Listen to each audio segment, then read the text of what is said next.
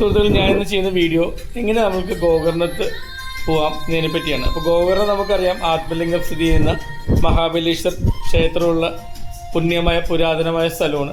അതേപോലെ മഹാഗണപതിയുടെ അമ്പലമുണ്ട്, ഭദ്രകാളിയുടെ അമ്പലങ്ങളുണ്ട്. പിന്നെ കുംട്ട 30 കിലോമീറ്റർ അടുത്തുള്ള കുംട്ടയിൽ ഒരുപാട് കേവ് ടെമ്പിളുകളുണ്ട്. അപ്പോൾ ഇവിടെ പലരും പോയിട്ടുണ്ടെങ്കിൽ സുഗമമായിട്ട് എങ്ങനെ പോവാം, അതാണിപ്പോൾ ഞാൻ വീഡിയോയിലൂടെ അവതരിപ്പിക്കുന്നത്. ഇത് ആലുവ റെയിൽവേ സ്റ്റേഷനാണ്. നമ്മൾക്ക് തിങ്കളാഴ്ച എറണാകുളത്ത് നിന്ന് പൂനെക്ക് വന്ന പൂർണ്ണ എക്സ്പ്രസ്സും കൂടാണ്ട് ഇപ്പോൾ ഒരു സ്പെഷ്യൽ ട്രെയിൻ ഉണ്ട്, എല്ലാ ദിവസവും ഉണ്ടെന്ന് അറിയില്ല. ഏതായാലും ഈ ട്രെയിനിൽ തിങ്കളാഴ്ച പോവുകയാണെങ്കിൽ ഗോകർണ റൂട്ടിൽ നമുക്ക് ഇറങ്ങാം. അപ്പോൾ ഇത് പറയുന്നത് 6 മണി 6:25 സമയം. പിന്നെ കൊങ്കൺ വഴി പോകുമ്പോൾ എപ്പോഴും ഒരു 1.5 മണിക്കൂർ നമ്മൾ കയറ്റി പിടിച്ചോളണം, കാരണം വൈകി എത്തുള്ളൂ. ആ ഏരിയയുടെ പ്രത്യേകത, പലയിടത്തും മംഗലാപുരം കഴിഞ്ഞ സിംഗിൾ ട്രാക്കാണ്. അപ്പോൾ ഇവിടെ ഈ പറഞ്ഞ റെയിൽവേ സ്റ്റേഷനിൽ തന്നെ നമ്മൾ എത്തേണ്ട സമയം എന്ന് പറയുന്നത്, ഈ സുഹൃത്തുക്കെല്ലാം എത്തേണ്ട സമയം ശരിക്കും 4:30 മണിയാണ്. നമ്മൾ എത്തിയിരിക്കുന്ന 6 മണി അടുത്താണ്. ട്രെയിൻ പുറപ്പെട്ടു. ഈ കാണുന്നതാണ് ബൈന്ദൂർ അല്ലെങ്കിൽ മൂകാംബിക റോഡ്. 2025 വൃശ്ചിക മാസത്തിൻ്റെ തലേ ദിവസം ആയതുകൊണ്ട് തന്നെ നല്ല തിരക്കുണ്ട് ഇവിടെ. അല്ലെങ്കിൽ ഇത്ര ആൾക്കാരൊന്നും ഇവിടെ ഇറങ്ങാറില്ല മൂകാംബിക പോകാൻ വേണ്ടി. അല്ലെങ്കിൽ മൂകാംബിക്ക് പോകുമ്പോൾ ഏറ്റവും അടുത്ത റെയിൽവേ സ്റ്റേഷനാണ് ബൈന്ദൂർ. ഇവിടെ നിന്ന് അടുത്ത് കഴിഞ്ഞാൽ ബഡ്കൽ കഴിഞ്ഞ് കഴിഞ്ഞാൽ മുരുടേശ്വർ, അത് കഴിഞ്ഞാൽ കുംട്ട, അത് കഴിഞ്ഞിട്ടാണ് ഗോകർണം വരുന്നത്. ഇപ്പോൾ നമ്മൾ കുംട്ട കഴിഞ്ഞു. ദൂരെ കാണുന്ന മലകൾക്കപ്പുറമാണ് ഗോകർണം. ഗോവയിൽ നിന്നാണെങ്കിൽ 100 കിലോമീറ്റർ താഴെയുള്ളൂ. ഇതാണ് ഗോകർണ റോഡ്. ഒരു സൈഡിലും അത് റെയിൽവേ സ്റ്റേഷനുള്ളൂ. വളരെ തിരക്ക് കുറഞ്ഞ റെയിൽവേ സ്റ്റേഷനാണ്.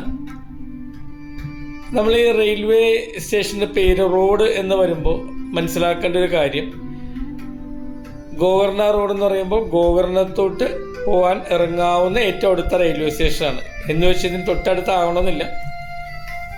നമ്മൾ റെയിൽവേ സ്റ്റേഷന് പുറത്തിറങ്ങിക്കുമ്പോൾ ഇവിടുത്തെ ആൾക്കാർ സ്വീകരിക്കേണ്ട ഓട്ടോറിക്ഷക്കാരുണ്ട്. 300 രൂപയാണ് പറയണത് 10 കിലോമീറ്ററിന്. ഒന്ന് ബാർഗെയിൻ ചെയ്താൽ നമുക്ക് 250 രൂപയ്ക്ക് എത്താം.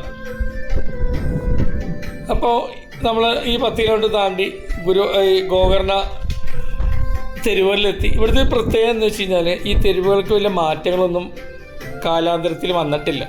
പഴയ മാതിരി വീടുകളും കച്ചവട സ്ഥാപനങ്ങളും വളരെ റെയറായിട്ട് മാത്രമേ ഉള്ളൂ പുതിയ കോൺക്രീറ്റിൽ പണിതിരിക്കുന്ന വ്യാപാര സ്ഥാപനങ്ങളും വീടുകളും കാണാവുന്നത്. ബാക്കിയെല്ലാം തന്നെ ഷട്ടറുകളൊക്കെ വന്നിട്ടുണ്ടാവും, പലക മാറ്റിയിട്ട്. എന്നാൽ ആ തെരുവുകൾക്ക് അധികം വീതിയില്ല, ഒരുപാട് ട്രാഫിക്കില്ല. ഇപ്പോൾ നമ്മൾ ഗോകർണം മഹാഗണപതി അമ്പലത്തിന് അടുത്തെത്തി. ഇവിടുത്തെ ഒരു പ്രത്യേകത എന്ന് വെച്ച് കഴിഞ്ഞാൽ, ഇപ്പോൾ വൃശ്ചിക മാസം ആയതുകൊണ്ട് ഇവിടെയും നമ്മുടെ സ്വാമി അയ്യപ്പൻ്റെ പാട്ടുകൾ ഇവർ പ്ലേ ചെയ്യുന്നുണ്ട്. അപ്പോൾ അയ്യപ്പൻ്റെ ഖ്യാതി ഇവിടം വരെ എത്തിയത് നമുക്ക് സന്തോഷമുള്ള കാര്യമാണ്. മഹാഗണപതി അമ്പലത്തിൽ പോകുന്നതിന് മുമ്പ് നമ്മൾ ആദ്യം പോകുന്നത് ആത്മലിംഗം ഇരിക്കുന്ന മഹാബലേശ്വർ ക്ഷേത്രത്തിലാണ്. ഇവിടെ സ്ത്രീകൾക്ക് ചുരിദാറോ സാരിയോ ഇട്ട് പ്രവേശിക്കാം. പക്ഷേ പാൻറ് ഇടുകയാണെങ്കിൽ സ്ത്രീകൾ അതിൻ്റെ മുകളിൽ ഒരു മുണ്ട്, കാവ്യോ സാധാരണ വെള്ളമുണ്ടോ ധരിക്കണം. ആണുങ്ങൾക്കാണെങ്കിൽ മുണ്ട് നിർബന്ധമാണ്. പിന്നെ ഇവിടെ മൂകാംബിക പോലെ തന്നെ ഇവിടെയും നമ്മൾ ആണുങ്ങൾ, പുരുഷന്മാർ ഷർട്ട് ഊരി 2 കൈയിലും ഇന്ന് ഊരി മാറ്റണം. ഒരു സൈഡിൽ നമ്മുടെ നാട്ടിലോട്ട് ഇടാൻ അവർ അനുവദിക്കുന്നതല്ല. കാല് കഴുകാനുള്ള വെള്ളം പുറത്തുണ്ട്. ഷൂസ് അവിടെ വെക്കാം. ഷൂസ് വെക്കാൻ അവിടെ വേറെ സ്റ്റാൻഡൊന്നുമില്ല. സ്റ്റാൻഡെന്ന് വെച്ച് കഴിഞ്ഞാൽ പൈസ വാങ്ങുന്ന ആൾക്കാരില്ല. ഇപ്പോൾ നമ്മൾ കണ്ടതാണ്. ഇപ്പോൾ പുതുക്കി വെക്കണ നമ്മൾ ചെല്ലുമ്പോൾ തന്നെ നമുക്ക് ലഗേജ് വെക്കാം. സ്ത്രീകൾക്കും പുരുഷന്മാർക്കും ഡ്രസ്സ് മാറാനുള്ള സൗകര്യമുണ്ട്. ഇതൊക്കെ ഈ അടുത്ത് തുടങ്ങിയുണ്ട്. 1 മാസം 1.5 മാസം ആയിട്ടുള്ളൂ. ക്യൂവിൽ ഒരുപാട് പണികൾ നടക്കുന്നുണ്ട്. അതുകൊണ്ട് തന്നെ ക്യൂ നേരത്തെ അമ്പലം ചുറ്റിയായിരുന്നു, അത് മാറ്റി ഒരു സൈഡിൽ കൂടിയാക്കി. അപ്പോൾ ഈ കാണുന്ന സ്ത്രീകൾ കയ്യിൽ വെച്ചിരിക്കുന്ന പല പൂക്കളും നമ്മുടെ ഇവിടുത്തെ ഉപയോഗിക്കുന്ന പുഷ്പങ്ങളല്ല. ആമ്പൽ പൂക്കളുണ്ട്, ഞാൻ നാട്ടിലുണ്ടാകുന്ന പൂക്കളുണ്ട്. പിന്നെ അവിടെ അറിയാം, പോയ ആൾക്കാർക്ക് അറിയാം, ഈ അടക്കാമരത്തിൻ്റെ നമ്മൾ വീടുകളിൽ നമ്മൾ തേങ്ങാക്കുലയുടെ പൂക്കൽ വെക്കണ പോലെ അടക്കാമരത്തിൻ്റെ ഒരു ഇത് നമുക്കത് പ്രസാദമായിട്ട് കിട്ടാറുണ്ട്. ഈ കാണുന്നതാണ് സ്തൂപം. ഇതവിടെ എഴുന്നള്ളിപ്പിന് ഉപയോഗിക്കുന്ന ചെറിയ രഥം. വലിയ രഥം വേറെ ഉണ്ട്, പിന്നെ കാണാം. ഇവിടെ എല്ലാവരും പൊളിച്ചു പണിത് ടൈൽസ് എല്ലാം ഇട്ട് ഒരുപാട് പണികൾ നടക്കുകയാണ്. ഈ കാണുന്നതാണ് പ്രശസ്തമായ ഗോകർണത്തെ മഹാബലേശ്വർ ക്ഷേത്രം. തിരക്ക് ഞായറാഴ്ച ആയതുകൊണ്ട് മാത്രമാണ് തിരക്ക്. എന്നാലും ഒരു ഗാർഡൻ ക്ലോത്തൊക്കെ ഇട്ട് ചൂടിനെ കൺട്രോൾ ചെയ്യാൻ വേണ്ടി ചെയ്തിട്ടുണ്ട്. ഇവിടുത്തെ പ്രത്യേകത എന്ന് വെച്ച് കഴിഞ്ഞാൽ നമ്മൾ സാധാരണ അമ്പലത്തിൽ പോകുമ്പോൾ എല്ലാവരും കുളിച്ചാൽ തന്നെ ഇവിടെ മിക്കവാറും ആൾക്കാർ സ്നാനം ചെയ്താണ് വരുന്നത്. കാരണം നമ്മൾക്ക് ശ്രീകോവിലിനകത്ത് കയറിയിട്ട് പൂജ ചെയ്യാനുള്ളൊരു അവസരം കൂടി ഇവിടെ ഉണ്ട്. നമ്മൾ പാലോ അതുപോലെ നമ്മൾ എന്തുകൊണ്ടാണ് നമുക്ക് അഭിഷേകം ചെയ്യാം, നമുക്ക് ആത്മലിംഗത്തെ തൊടാം. അമ്പലം AC ക്രമീകരിച്ച അമ്പലം കൂടിയാണ്. നമ്മൾ തൊഴുതിറങ്ങിക്കഴിഞ്ഞാൽ നമുക്ക് അന്നദാനമുണ്ട്. ഈ നേരെ കാണുന്നതാണ് നേരത്തെ നമ്മൾ കണ്ട ഗണപതി ക്ഷേത്രം. ഇവിടെയാണെങ്കിലും നമ്മൾ സ്ത്രീകളാണെങ്കിൽ ജീൻസോ അല്ലെങ്കിൽ മോഡേൺ ഡ്രസ്സാണെങ്കിൽ നമ്മൾ ഡ്രസ്സിന് മുകളിൽ മുണ്ടുകൊടുക്കണം. പിന്നെ ഗണപതി ഭഗവാൻ ഇവിടെ നമുക്ക് കയറി നമുക്ക് ഗണപതി ഭഗവാന്റെ കോവിലിൽ കയറി നമുക്ക് പൂജ ചെയ്യാനുള്ള അവസരമുണ്ട്. എണീറ്റ് നിൽക്കുന്ന രീതിയിലുള്ള ഒരു വിഗ്രഹമാണ് നമുക്കിവിടെ കാണാൻ പറ്റുന്നത്. തൊഴുതിറങ്ങിക്കഴിഞ്ഞാൽ ഭദ്രകാളിൻ്റെ ക്ഷേത്രത്തിൻ്റെ അടുത്ത് പോവാം. ഇത് കഴിഞ്ഞിട്ട് ഇത് നമ്മൾ നേരെ പോകുന്നതാണ് ബീച്ചിലോട്ട് പോകുന്ന വഴിയാണിത്.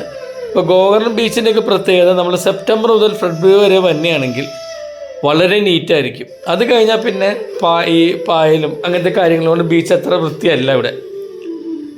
അപ്പോൾ ബീച്ചിൽ നിന്ന് ഇടത്തോട്ട് പോയി കഴിയുമ്പോൾ ഒന്ന് രാമക്ഷേത്രമുണ്ട്. ഈ രാമക്ഷേത്രത്തിന് മുൻപായിട്ടുള്ളതാണ് മനീശ്വര ക്ഷേത്രം. ദേവീനെ തന്നെ പൂജിക്കുന്നത്. ഇവിടെ സർപ്പങ്ങളുടെ പൂജ ഇവിടെ ഉണ്ട്. ഒരു 11 മണിക്ക് മുമ്പായിട്ട് ഈ അമ്പലം അടയ്ക്കും. അടച്ചാലും നമ്മൾക്ക് അവിടെ കയറിയിരുന്ന് ധ്യാനം ഇരിക്കാനുള്ള ഒരു അവസരമുണ്ട്. ഈ അമ്പലത്തിൽ നിന്ന് നമ്മൾ താഴേക്ക് നോക്കിയാൽ നമ്മൾക്ക് ബീച്ച് കാണാം. അതുപോലെ നമ്മൾ കയറി വരുമ്പോൾ ശങ്കരാചാര്യൻ്റെ ചെറിയൊരു മഠമുണ്ട്. ഇപ്പോൾ ഗോകർണം എന്ന് പറഞ്ഞാൽ ഒരു വശത്ത് ആത്മീയമായിട്ടുള്ള ഒരുപാട് ആൾക്കാർ പ്രായം ചെന്നവരും ജീവിതത്തിൽ ഒരിക്കലെങ്കിലും വരാൻ വേണ്ടി ഇവിടെ പ്രയത്നിച്ച് ദിനങ്ങൾ മാറ്റിവെച്ച് വരുന്ന ആൾക്കാർ, മറുവശത്ത് ഇത് അനുഭവിച്ചുകൊണ്ട് തന്നെ ഹോം ബീച്ചും കുണ്ടല ബീച്ചിലും അതുപോലെ വാട്ടർ സ്പോർട്സും അതിനുവേണ്ടി വരുന്ന ടൂറിസ്റ്റർ, ഈ രണ്ടും അനുഭവിക്കാൻ വരുന്ന വിദേശികൾ. ഇപ്പോൾ ഈ ബീച്ച് കാണുമ്പോൾ നമുക്ക് ആ മല കാണാൻ പെട്ടെന്ന് കോവളം ബീച്ചിൻ്റെ ഒരു ചിന്ത നമുക്ക് മനസ്സിൽ വരും. ഇവിടുന്ന് ഇറങ്ങുകയാണ്. ഇതാണ് രഥം. ഈ രഥവും ഉത്സവമാകുമ്പോഴേക്കാണ് ഇത് അലങ്കരിക്കുന്നത്. ഇവിടുത്തെ ഏറ്റവും വലിയ ഉത്സവം എന്ന് പറയുന്നത് ശിവരാത്രിയാണ്. പഴയ തിരുവോലാണ്. ഇവിടെ നിന്ന് നമ്മൾ ഇടത്തോട്ട് തിരിഞ്ഞ് പോയി കഴിഞ്ഞാൽ ഗോകർണം ബസ് സ്റ്റാൻഡാണ്. ഈ ബസ് സ്റ്റാൻഡിൽ നിന്ന് കുംട്ട പോകുന്ന ബസ്സിൽ മന്ദാര റെയിൽ ക്രോസിൽ ഇറങ്ങിക്കഴിഞ്ഞാൽ അവിടെ നിന്ന് 1 കിലോമീറ്റർ നടന്നാൽ നമ്മൾക്ക് ഈ കാണുന്ന ഗോകർണം റൂട്ട് റെയിൽവേ സ്റ്റേഷനിൽ എത്താൻ പറ്റും. Thank you. ബൈ.